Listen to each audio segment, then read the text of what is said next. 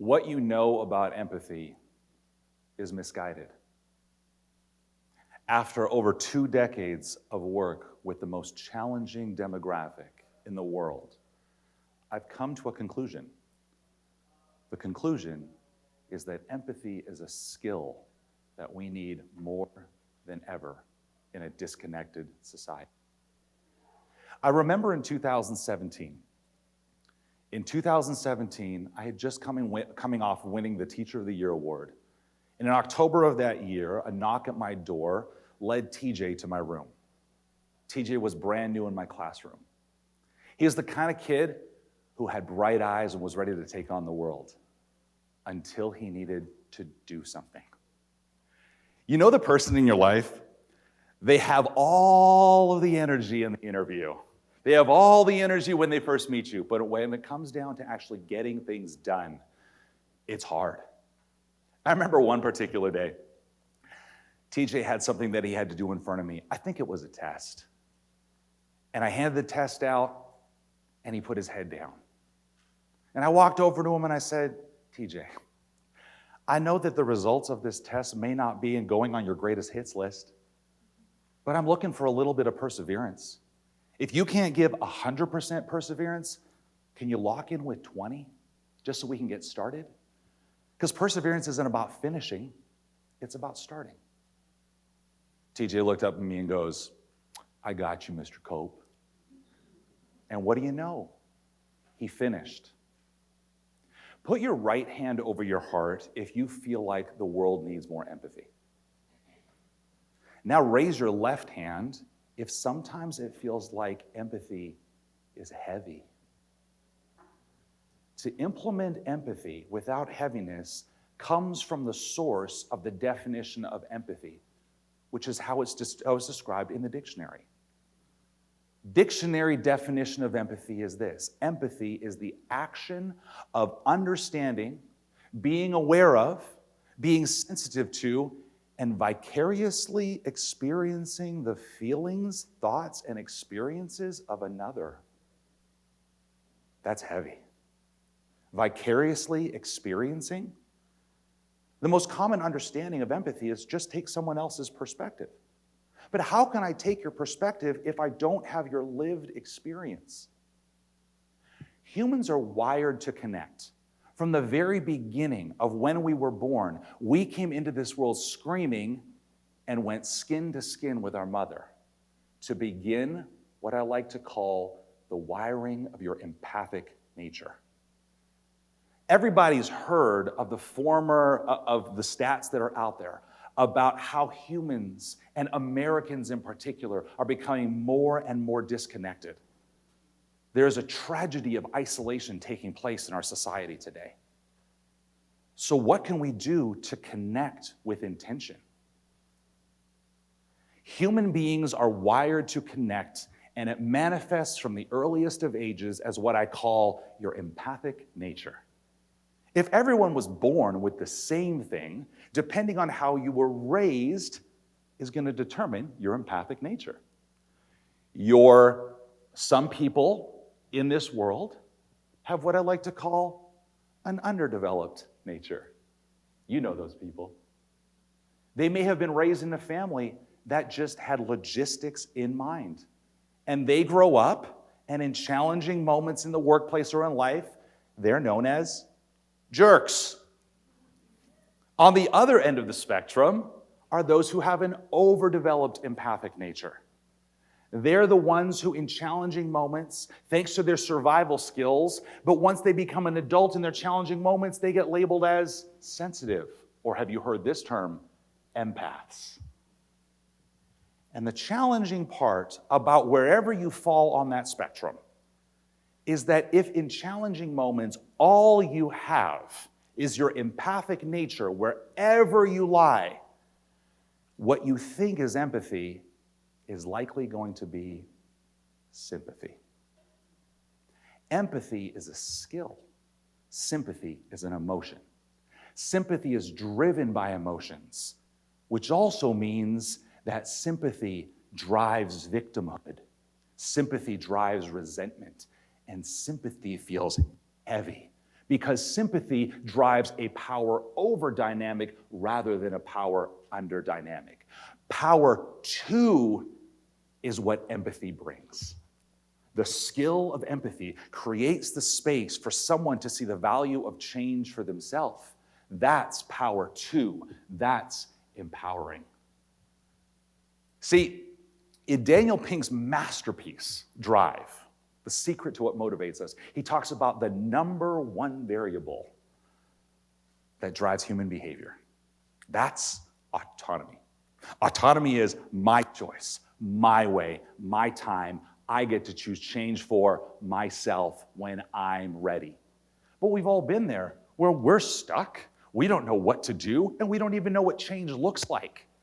In those moments, when somebody has the skill to create the space for your brain to find the value of change for itself, that's what I call fierce empathy. About 2.5 years ago, I was asked to come in and do some training for a group of correctional officers at a facility. I walked into the facility for the tour, and the big door slams behind me. Kadoosh! As it slams behind me, a group of young men affected by the system come walking in front of me. And the young man at the back starts staring at me. Now listen, I've taught middle school, so I'm not intimidated by anything. It wasn't like he was mad dogging me, but he was staring. I didn't think twice about it, so I walked the other way, and from behind me I heard this, "Mr. Cope." I turned and I looked, and the face looked awful familiar. I said, "I'm really sorry. I forget your name, but I remember your face. Can you remind me?" He said, "It's TJ." I looked at him and I said, "It's so good to see you." I leaned over to the captain and I said, "Can I give him a hug?" And she goes, "Of course." He fell into my arms and I said, "TJ, it's so good to see you." And he goes, "Mr. Cope, I wish it wasn't like this." And I looked at him and I whispered into his ear and I said, "You remember those conversations we had when you were in 6th grade where you got to choose change for yourself? I'm doing a training like that with the officers here." And he pulls me apart. He looks the captain in the eye and he goes, "You got the right guy. He's good." But what made me good? See, every person, every human wants to experience that I can do hard things, but not for you, for me. And those are what are called mastery moments. Mastery moments are when you choose change for yourself, and that change has an impact on you, and at the end of it, you feel like, I did that for me. But the beautiful part about mastery moments is that once you go through a mastery moment, who do you want to share those mastery moments with? The person who created the space for you to see the value of change. For who? Yourself. And when mastery moments accumulate, something incredible emerges. It's called purpose. Purpose is a really misoverused word these days. But I'm going to give you a definition of purpose that came about from a mentor of mine named Gab Boucher about 4 years ago that changed my life. Listen carefully. Purpose is the best of what you've been given to give to others. Purpose is the best of what you've been given to give to others. And purpose doesn't emerge from nowhere. Purpose comes from somewhere deep within. And sometimes it just takes one person to create the space for you to see the value of change for yourself, thus letting purpose emerge. Let's redefine empathy. Empathy, fierce empathy, is the skill a leader possesses to create space for another human so that individual can see the value of change for themselves. Empathy is not about feeling someone else's feelings. Empathy is about creating space. So how do we practice? How do we grow the skill of fierce empathy? Now let's make something clear. Empathy in itself is not fierce. The intention by which you grow empathy, that's fierce. So the framework that I'm going to share with you is a framework that I teach and coach and speak on in stages around the country and in organizations who are looking to increase productivity and burnout and human connection.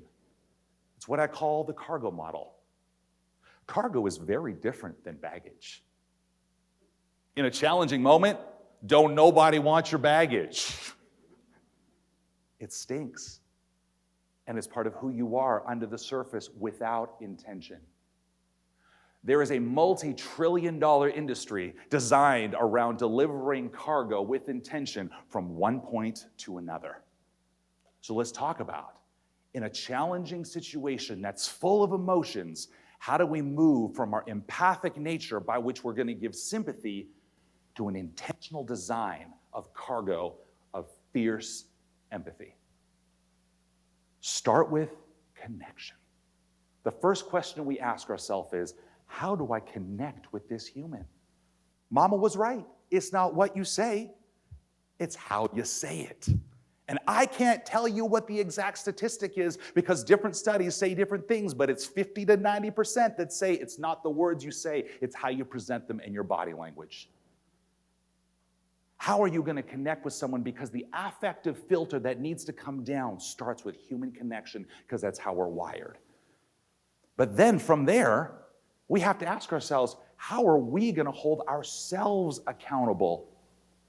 See, accountability often is put on other people, but in the space of space creation, we need to ask ourselves, how are we holding ourselves accountable? Gandhi was onto something when he said, be the change you want to see in the world. This is why this is important, because our brain is wired with mirroring neurons that are affected and implemented by the stronger feeling in the room. When you walk into a room embodying your values and who you are, you become the mirror for someone else, and their mirroring neurons can't help but get activated. That's powerful. And then we have to identify the resistance. Let's start within ourselves. What is the resistance that you feel within yourself? Because if I am experiencing something within me and my brain is in fight, flight, or freeze, there's no chance for space creation for you. Think about what we've done so far with the cargo model. Connect, hold ourselves accountable, identify the resistance. You see, when I got to go back to that correctional officer, the St. Louis correctional officers, they gave me 30 minutes with TJ. And in those 30 minutes, I got a chance to have a conversation with TJ. He was a young man sitting in front of me. One of the questions I asked him was, what do you regret the most? He said, Mr. Cope, I wanted to prove all my doubters wrong when I walked across that stage. I had so many haters that didn't believe I could do it. All I wanted to do was walk across that stage, put my diploma in the air, and give them the business. And I said, did it happen? He goes, no, I got arrested 3 months before graduation. And I said, well, have you got it in here yet? He goes, nah, nobody likes me in here. Nobody wants me to do anything in here. They're just ready to push me down. Don't nobody like me in here. I looked at him, I said, TJ, that's them to you. I got to ask you, what do you want for you? Because for the rest of your life, you're going to have something that's going to say, I did it. Why are we letting other people control that? When you give yourself a chance to prove the doubters in yourself wrong, that's powerful. I don't know what it's going to take, but you know. You see, once you can connect, hold yourself accountable, identify the resistance within yourself, now you can speak with a gain to them. You see, I like to think about it like this. You have to spend in a currency that has value to the recipient. Because if we want their perspective to change and we want them to invest in themselves, we sure as well better know what currency matters to them. And here's a hard truth. If you get to a challenging conversation and you don't have collection of currency, it's too late. That's when empathy feels manipulative and transactional. That's why empathy has become weaponized in our society today, because we haven't done the work in the car to turn the key. The O stands for outlook, not outcome, outlook. You walk into a conversation trying to change the outcome, it will feel icky. But if you go into a conversation just looking to fractionally shift the outlook, that's a win for humanity. 2 weeks ago, I received an email from the corrections facility. It was 2 lines. Dear Mr. Cope, just wanted to let you know that TJ got his GED. Thanks for your work. You made an impact. I emailed back and I said, can I say congratulations to him? And they said, he's moved to another facility. TJ, I don't know where you are, but this goes out to you. You have the capacity to create change for yourself. And I can't wait for you to find your purpose. My name is Joseph. I'm the empathy guy. My purpose is to change how we implement empathy as a skill, a fierce skill, into the world we are living in today. Thank you.